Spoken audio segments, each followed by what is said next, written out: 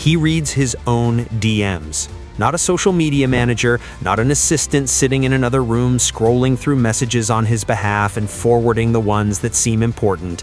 Not an intern whose entire job is to filter the chaos so the famous person never has to see it directly. Bad Bunny, personally, himself, opens the app, goes to the inbox, reads.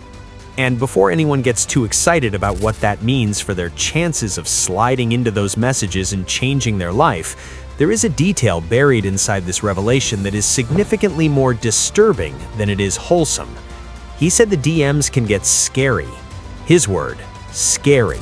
This is a man who has performed in front of hundreds of thousands of people, a man who has navigated the global music industry, the press, the cultural weight of representing Puerto Rico to the entire world.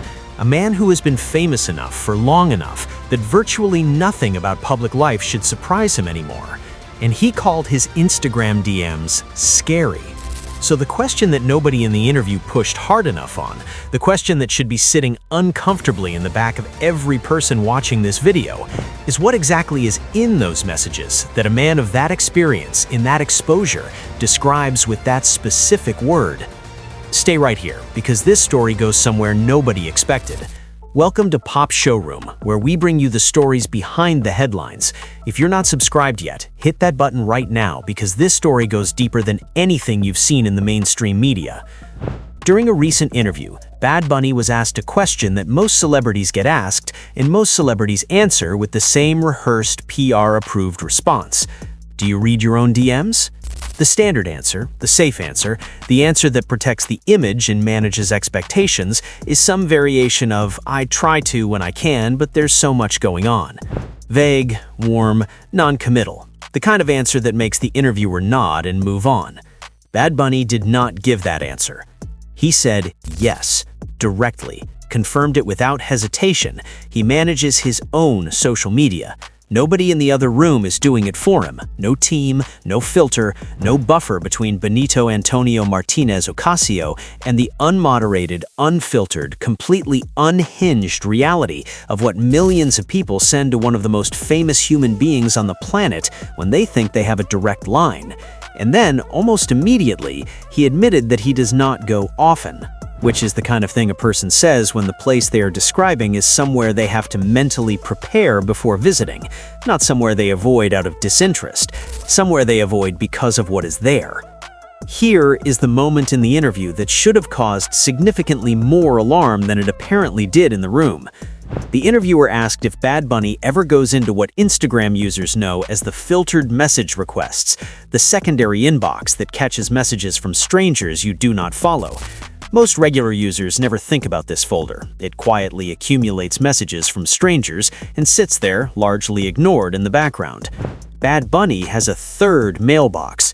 For anyone who needs the technical explanation, Instagram's messaging architecture sorts incoming messages into layers based on the sender's relationship to the account. People you follow go to the main inbox. People you do not follow but who meet certain criteria go to a secondary request folder. And then there is a third tier, a deeper folder, the one that Instagram's own algorithm has looked at, evaluated, and decided was not appropriate even for the secondary requests folder. Think about what that means for a moment. Instagram, a platform that hosts some of the most unhinged content produced by human beings on a daily basis, has a filtering system that looks at certain messages and says, no, this does not even qualify for the waiting room. This goes to a separate place entirely. Bad Bunny has a third mailbox full of messages that Instagram itself decided were too much for the regular filter, and he goes there. Once a year, against his better judgment, every single time. The specific phrasing here deserves more attention than it received in the moment. He did not say, sometimes I regret it. He did not say, it can be a lot. He said clearly, with the energy of a person speaking from documented personal experience, that every time he visits that third mailbox, without exception, he regrets the decision. This is a man who has presumably made some genuinely difficult decisions in his career, who has navigated industry politics, public controversies, relationship scrutiny, and the kind of daily existence that most people can't even conceptualize from the outside. A man with enough life experience at enough scale that the bar for something being genuinely regrettable should be significantly higher than average. And visiting his own Instagram third mailbox clears that bar, consistently, every year. The question that the interview did not ask, the one that is sitting in the room right now demanding an answer, is what exactly is in there? Because scary is doing a lot of work in this conversation, and I always regret it is doing even more. Stop right here, genuinely, because the next section of this video is where the story stops being funny and starts being something that most coverage of this interview completely missed, the layer underneath the third mailbox joke. The detail that reframes what Bad Bunny actually revealed, not just about his DMs, but about the reality of existing as one of the most famous human beings on the planet in the social media era. This channel, Pop Showroom, exists to find that layer every single time, in every story. We do not stop at the surface. We do not accept the headline as the full picture. We go underneath it until the real story shows up. Subscribe right now, hit the button, turn on notifications, because the next video is already being prepared and it goes just as deep as this one. And the algorithm will absolutely hide this channel from your feed if you give it the chance. Subscribe now, then come back for the most important part of this video. Here is the honest, uncomfortable truth about what Bad Bunny casually described in that interview. He is one of the most recognizable and culturally significant artists on the planet. His face is known across continents. His music has been streamed billions of times. His romantic life, his physical appearance, his daily movements, all of it exists as subject matter for an enormous global audience that has developed through proximity to his art and his public persona, a sense of connection to him that ranges from genuine and beautiful to deeply concerning. And all of those people have Instagram. The messages that make it to Bad Bunny's main inbox, the ones from people he follows, the ones that pass every filter Instagram applies, are presumably the relatively manageable ones, the ones that do not immediately trigger any of the platform's content moderation systems. The messages in the secondary request folder are the ones from strangers that Instagram allowed through but that he has not accepted. The messages in the third mailbox are the ones that Instagram's algorithm looked at and decided required an additional layer of separation between the sender and the recipient. He described those messages as scary. He visits them once a year and regrets it every time. And here's the part that should genuinely give everyone watching this pause. He still goes. Despite the regret, despite knowing what is there, despite having the option to simply never open that folder again for the rest of his career and face zero professional consequences for that decision, he still goes. Once a year, he opens the third mailbox and he looks. That is either morbid curiosity that even global superstardom cannot extinguish, or it is something more human than that, the impulse to stay connected to the reality of what fame actually looks like from the inside, even when that reality is disturbing. The interviewer made a joke. The album isn't called "I Should Have Sent More DMs."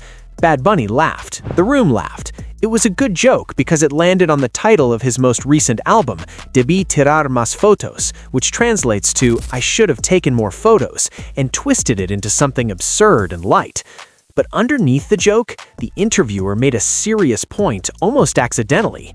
They noted that he had probably missed some good things in those DMs, missed some positive interactions, maybe missed some collaboration opportunities, both professional and personal. The chaos and the fear of what lives in those folders has kept him away from what might also be there alongside the disturbing content. And Bad Bunny acknowledged it, directly. He said yes, he has probably missed collaborations of all sorts, professional ones and personal ones. Think about what that means for a second. There are artists, producers, creative professionals, and ordinary human beings who sent messages to Bad Bunny's Instagram that he has never seen. Messages that might have led to something real, a song, a partnership, a friendship, a moment that simply never happened because the volume and the nature of what else is in those folders made checking them something he does once a year and always regrets. The cost of fame is usually discussed in terms of privacy, scrutiny, and public pressure.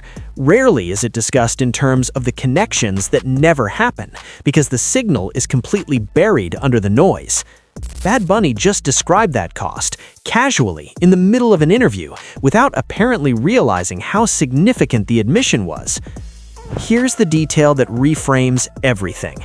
Bad Bunny said that he sometimes responds to DMs, that he tries to be socially accessible, that occasionally, not often, but occasionally, he will see a message and reply to it. Which means, somewhere in the world right now, there are people who have received a direct message response from Bad Bunny on Instagram. People who sent a message to an account with tens of millions of followers and got a reply from the man himself, because he manages his own social media, because he occasionally goes into his inbox, and because their message happened to be the one he saw on the day he was feeling accessible. And those people might not even know it was real. Because who would believe it? Who receives a DM response from one of the most famous people alive and immediately accepts it as genuine, rather than assuming it's a bot, a team member, or some kind of automated response system? The twist is not that the DMs are scary. Everyone already knew famous people receive disturbing messages online. That is not a revelation. The twist is that he still reads them, still sometimes responds, still maintains a genuine, personal, unmediated relationship with the chaotic reality of what his Instagram inbox looks like, despite the fear, despite the regret, despite every rational reason to simply close the folder and never return. He keeps going back. And somewhere in between the scary messages in the third mailbox and the occasional reply he sends to someone who will spend the rest of their life wondering if it was real, is the most honest portrait of what fame at that level actually looks like from the inside. Not curated, not filtered, not managed by someone in another room. Just a man from Puerto Rico sitting with his phone, opening a folder once a year and facing whatever is there. Bad Bunny reads his own DMs, he manages his own social media, he visits the third mailbox once a year, always regrets it, and keeps going back anyway. He has probably missed collaborations, professional and personal, because the volume of what lives in those folders makes checking them something between a chore and a psychological event. And he told all of this casually in a single interview, with the energy of someone who has simply accepted it as the reality of the life he is living. Subscribe to Pop Showroom right now. This is the channel that takes the interview moment everyone laughed at and finds what it actually says about fame, connection, and the specific cost of being one of the most recognized humans on Earth in 2026. Hit subscribe, hit the bell, drop a comment below. Have you ever sent Bad Bunny a DM? Do you think he has ever seen it? Because statistically, in this community, the answer to that second question might be yes. He goes to the third mailbox once a year. Nobody knows which day.